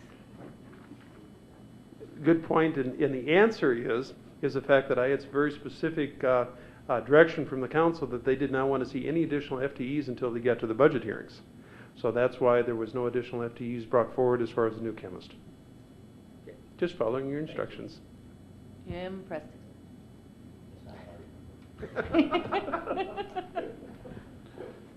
Ma'am, we're trying to do this on the fly.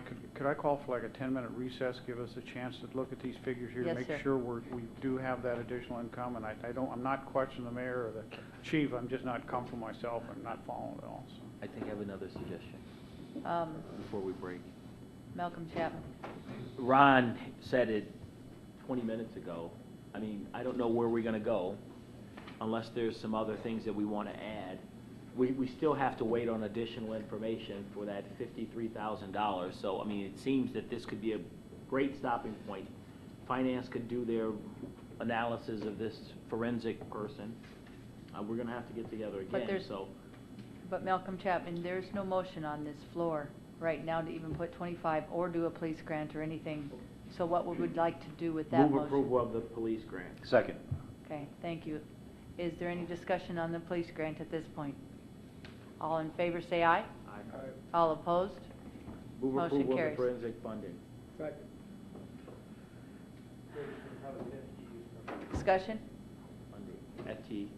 I think it's appropriate to ask for additional information, to give the finance director the opportunity to On give us this the correct one, on the information. forensics. And when we do this, guys, we'll be coming back for one more budget session, so we will have that information if we approve this now.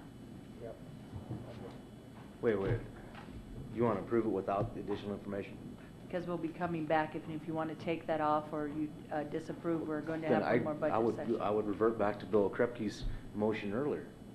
Let's approve everything, go home. Okay. The motion on the floor, if you'd like to do a substitute, is to find additional information on the forensic chemist, because we're on that motion, and bring back that additional information to the next budget session if you'd like, if you do not want to approve this tonight. Ron Weifenbach. Madam Chair, it got lost in the translation, but what my motion said was to approve the FTE for the forensics and request additional information on it as well. That's what my motion really said. You just didn't hear it all. That's what Lloyd said. Oh, my goodness. Okay. Any more discussion? All in favor, say aye. Yeah, I do. Bill Okrepke? Thanks. You know, it appears, you know, I missed some of the dialogue here earlier, so please forgive me. But this 911 for $50,000, and the reason why we need some more information, correct me if I'm wrong, is that you want to know what the county is doing. You know, I certainly respect your thoughts and your concerns, but I don't see how that matters, how that relates to what the city does. And so I'm not so sure if we need Sheriff Holloway to come talk to us. I mean, I'm very comfortable with that. Doing a 911 is just a no-brainer for me. $3,000 for the chamber, you know, I don't have a problem with that one either. I don't need a whole lot of information to find out whether I want to authorize an additional $3,000. At this point, Bill, we are talking about the motion on the floor. That would be the forensic funding. And Jackie, could you read that motion again, please? Malcolm, could you state your motion again? That we fund the FTE. With your light on, sir? That we fund the FTE for the forensics person and request additional information on it. Jackie, did you get that motion? And that's what we're discussing at this time, council. Any other discussion on that motion? All in favor say aye. Aye. All opposed? Aye. Okay, motion carries with 1 no from Ron Weifenbach. Okay, at this point, I would ask for the council what we would like to do next. We are through the list, and if there's anything at this point that we needed to add, Malcolm Chapman and then Sam Quaker. I just had a question. I know on the top of that second page of the handout for tonight, there's some non-general fund FTEs. Are they just automatically included in all of our budget discussions, or at some point do we need to say let's, and we're also talking about adding these non-general fund FTEs in? Mayor Hanks, please. Thank you for bringing that. That was one point I wanted to bring up. The FTEs are funded for the enterprise funds, and I was going to ask, one of the situations we have, of course, the council did just approve the additional FTEs for the Civic Center, but the other one where I think we need to act on fairly quickly is the airport. We're getting fairly close to the point, and believe it or not, when the snow is going to start flying. The airport, of course, is an enterprise fund. They're looking at 3 additional FTEs. These are basically operations and maintenance folks. And their concern out there is that if we do not approve these FTEs at the next council meeting, they will not have the available time to actually train them before the snow starts falling. So I guess what my question is there any objection from the council if I bring forward to legal and finance a request for 3 additional FTEs for the airport? I mean, we can certainly have discussions there, but my concern is the airport board and also the management out there are very concerned about the timing as far as their ability to train these folks. It's their money, it's in the budget, it is an enterprise fund. At this point, Mayor Hanks, that's your Okay. That's your Well, call. there again, I was trying to follow the request of the council not to bring any additional FTEs prior to the budget. I guess we're at the budget, so I guess if it's all right, I'll bring them forward. Okay. Okay, Thank you, thank Mayor you. Hanks. Any other discussion or any other things the council would like to discuss at this point? Ron Weifenbach. Thank you, Madam Chair. I got an email back from the Finance Department, and on the bottom it talks about 2005, 2006, 2007, how many dollars were sent through the TIF process, and then below that there's city, $563,687, county, $869,968, school district, $1,821,394, with parenthesizing, this amount is paid by the state or levied across the school district, so the school did receive the allotted amount. I would like clarification on that item for our next budget hearing. And then also, so I guess I would direct that to the finance director. And then also I would like clarification on voting on the budget, when we talked about it on Monday night, to me, there's two components here. One is a property tax increase, and one is the budget overall. And as we go through and we had these budget hearings and we voted on these things, I want to understand, and my understanding was that they would come through the process. We did the first reading over the budget overall, and I'm not sure that I quite understand the process of accepting a property tax increase through what we reference as the acronym CPI. So I would like an explanation in writing that how that process works going forward, so I understand it. As for when it comes to the final budget approval process, I would like to understand it may be a direct reflection on my vote on approving the budget, denying the budget. And then I would like to thank the mayor for the time that he's put into the budget. I commend him on his sensibility in appropriating the funds in the most general direction that he did. So I wanted to tell him. So just a clarification, you had a lot of things that you were asking there, Ron, and I appreciate that. But I think Jim is looking at you for clarification on specific questions that you had just said, if we could. I can, which ones would you like? I thought I was fairly specific, but. Jim Preston. I'm sure you were. I was in a sidebar with the mayor here at the beginning, but you asked for a certain piece of information at the beginning. Yeah, on the bottom of this email that I received from finance, city, $563,687 worth of property tax revenue that went to pay for TIFs, $869,968 that went to pay for, that came out from the county that went to pay for TIFs. $1,821,394 for the school district, with the caveat this amount is paid by the state or levied across the school district, so the school did receive the allotted amount. I wanted a clarification on that caveat. And something I had a question on. I'll take the low-hanging fruit here, and that is the very last statement where we talked about as far as the schools portion. Every TIF that we have done in the last 3 or 4 years is an economic development TIF. It is not re-levied to just the school district in Rapid City. What ends up happening is eventually it is actually re-levied, that's not even a fair word. The money is made up through the state aid formula. So basically what ends up happening is that it's spread statewide. So I think the Pennington County Commissioners gave the impression that any money that the schools lost through TIFs had to be re-levied to the folks that lived in the Rapid City Public School District. That is an incorrect statement. It is not. I'd just like clarification on it, because it obviously. Why don't I believe in you. I believe that you have a pretty good grasp on it. I wanted a clarification because I do have this in the email. And the reason I know that was I was the one who carried the legislation that made the school districts whole. If we could just get a clarification. So the clarification would be, I guess from wherever this email came from. Jim Preston, please. Can I maybe just visit with Mr. Weibenbach offline? Yeah, offline, I'll visit with you. And then, because it might be easier one-on-one, so we can. right. Yeah. Okay, sir. And then the second question, now I lost my CPI. train of thought. I've got Yeah, it. just, you got that one. Thank you, Jim. Excuse me. Jim Preston?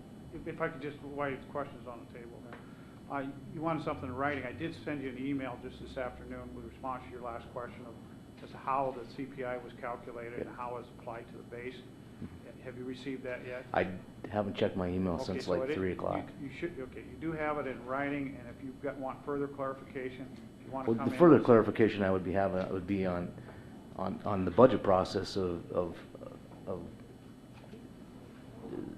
voting on CPI versus voting on the budget in general. I think it's two separate items in my mind, but I just wanted a clarification on that. I'm not exactly sure where I'd direct that. Jim I says can he's be- going to visit with you, Ron, if that's okay. And get that Fantastic. clarification. Thank you, sir. Malcolm Chapman. Just as we move forward, I know we still have some additional information that we need to get, but at some point, we need to attach this to legal and finance, I guess, or Yes. send it so are we actually going to send this on to make these changes to the next legal and finance so that these changes show up and then they come before the council, or are we just going to wait until that council meeting and make all of these changes that night? Mayor Hinks. typically the process would be, once you have come to a solution as far as your funding, what you would do is you'd make a motion at this committee to direct both the mayor and the staff to actually make those amendments to the ordinance. And then once that is made, all the adjustments will be made, and then it will make its way through legal and finance and the city council as amended per the recommendations of the council. So Mayor Hanks, we were saying we wanted another meeting. We could put this on the legal and finance, and they could talk about this at legal and finance. It seems like it's easier to do one more budget meeting, but I think you have time to actually have another budget, and I think we can pick this up on the second legal and finance committee meeting of the month and make it back to the, does anybody have a calendar? So, Jim, could you tell me that timeline, please? I think that's what Malcolm's asking. Oh, Jim Preston, please. that's right. Because the council falls on that next month. Yeah, if I could, the next legal and finance is the last legal and finance before the October 1 deadline. And so your council meeting on September 15th, unless you want to have a special meeting, would be the time to approve this. We can go ahead and make the changes right here.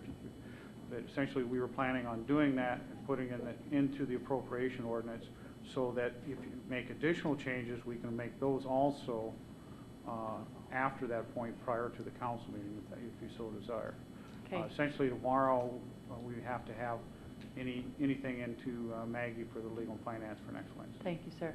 Malcolm and then Lloyd, please. Just however we want to do it, but that's what I was getting at. There's only one legal and finance this month. And I'm comfortable sending this as is to legal and finance and still waiting for that information. We can still talk about that additional information at legal and finance.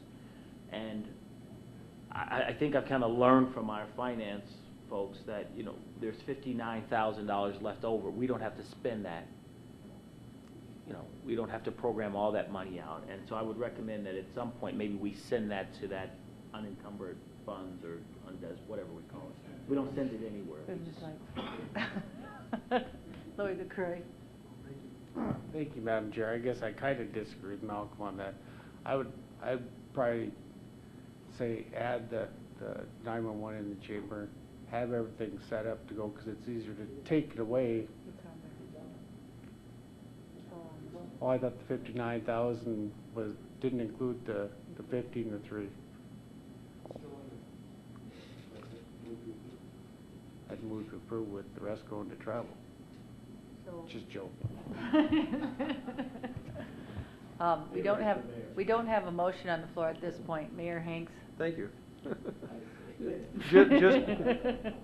Just reminders, the fact that there were some additional items that, with permission of the council, and we won't do it tonight, but at your next budget, there were some additional items on the unfunded list that were basically prioritized by the department heads. Anywhere from, giving example, there was software by Parks and Rec was like $12,000, so they could actually check more than 2 people in as far as giving them new passes. There was a fixed asset software module for $25,000. I mean, so there's still some requests out there, and if I don't bring this up, Mr. Preston's going to kick me because he's been kicking me all night. There's also a request for an additional accounting clerk, which would be basically self-funded. Are you lobbying, sir? Well, as long as it doesn't. I just want to remind you that although the statement is, yes, there's $60,000 shown on the board, there are still some decisions that I think that need to be discussed. Thank you, sir. At this point, it sounds like a suggestion, but it's not a motion, to take this to next legal and finance with what Jim Preston had said, but That would be my motion, to move this, amend the appropriation that's currently before the council with these changes, understanding that we're still getting some additional information. would that be appropriate motion? That way you just keep it on track. Would that be the appropriate motion? What's your name? Jim Preston. Was there a second? Sorry. Yes, sir. Thank you, ma'am. Give me just a second. And I just want to make sure, we are going to include in here the 911 and the chamber for $3,000. Those will be included in there, just the way that is Yes, right there. and if we could have at council or legal and finance, I'm sorry, for the additional information request on those 3 that are in the yellow, please. Ron Weifenbach, please. Thank you, Madam Chair. I got to throw myself on the mercy of the council here because I made a mistake earlier in requesting that the $20,000 and the porta potties be removed. I got it confused with the copiers and.